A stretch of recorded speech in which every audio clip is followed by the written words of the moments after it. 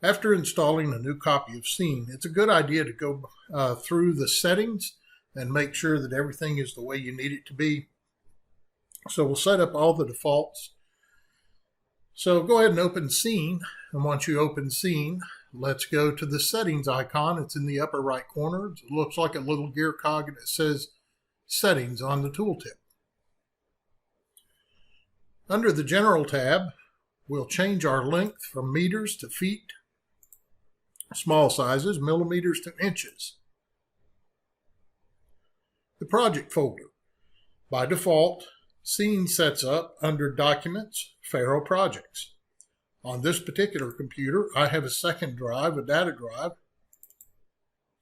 So I'm going to go to the data drive D, go to Faro, where I've created a folder, Faro Projects, and I'll click Select Folder.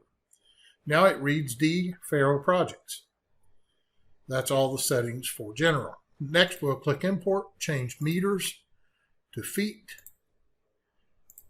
Processing, we'll create scan point clouds, perform automatic registration, colorize scans, apply dark filters, apply stray filters, and uncheck the edge artifact filter for now.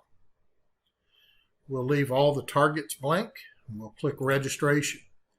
We'll make sure that Top View and Cloud to Cloud are selected. Now we'll click Views, and we'll go down and make sure that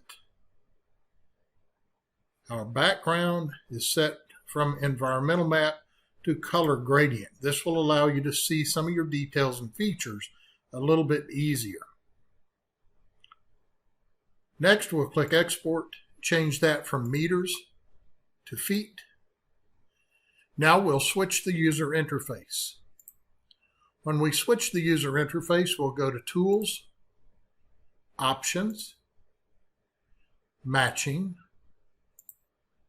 Open Properties dialog box for created objects, and click OK.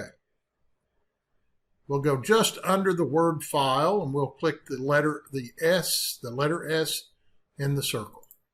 That'll take us back to the newer interface.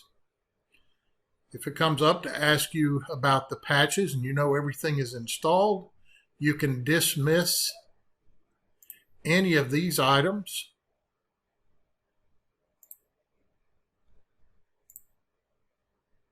And those won't come back up again. Now close Scene. We'll reopen Scene. We have Drive D, Faro Projects, and all of our other settings are good. So we can start working with Scene.